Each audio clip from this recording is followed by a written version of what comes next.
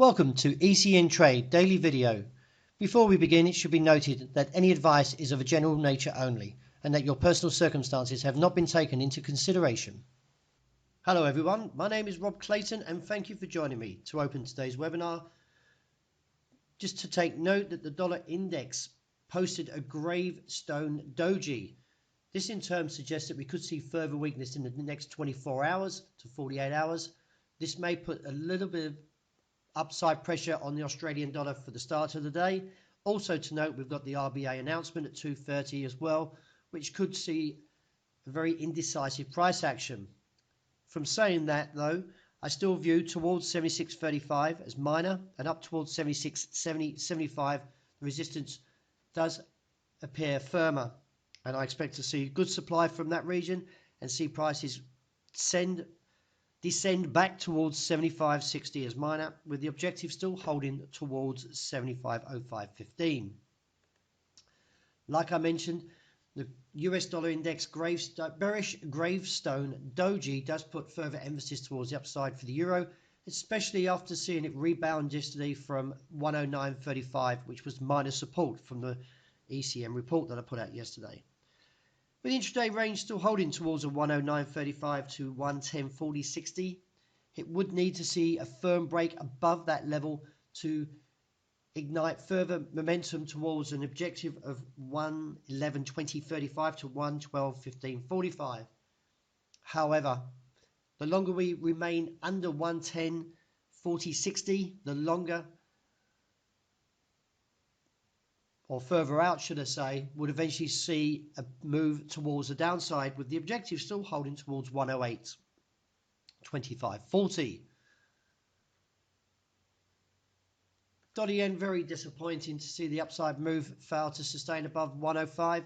Now looks further into today with the risk of a move towards that uptrend seen at 104.20.40. In light of how this trend's performing, it is a little bit concerning, the fact that if you look at the shorter term indicators, they are breaking down. So we may see a move towards this region.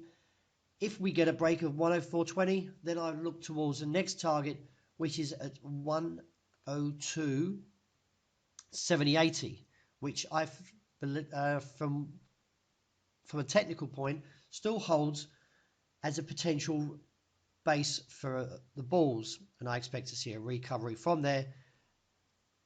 In the longer term outlook, though, I'm still holding the view, the fact that we should see a potential challenge towards 105, 106. And this move to the downside is only short term before the move up.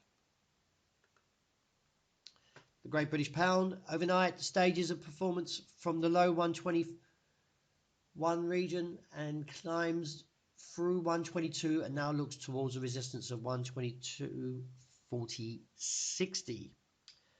If we clear that level, further bullish implications hold towards 123.10.15 and higher towards 123.75.95 before turning negative. However, like before, this level 122.40.60 is firm, and if we get another rejection from there, then this would reinstate the downside to 121.10.30, with the key level at 120.60.80. And with gold still looking very much to a bear trade, as it still fails to show bullish momentum from Friday. Without the break above 1,284, the view is still towards that support of 1260. A break beneath 1260 would expose further weakness to 1240 and reassess from there.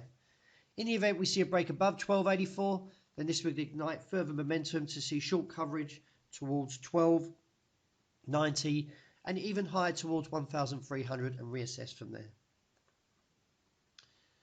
And to wrap up with oil, as we can see, the market plummeted overnight and now ready to claim its target of $46 a barrel. Reassess from there, as we could be looking lower for the oil towards a target of $43 a barrel and reassess from there. Resistance on the day comes in at 47.60 minor and 48.25 slightly firmer. Well, that concludes my intraday webinar. Thank you very much for joining me, and do stay tuned for tomorrow morning, and also not forgetting the RBA at 2:30 today. Thank you again.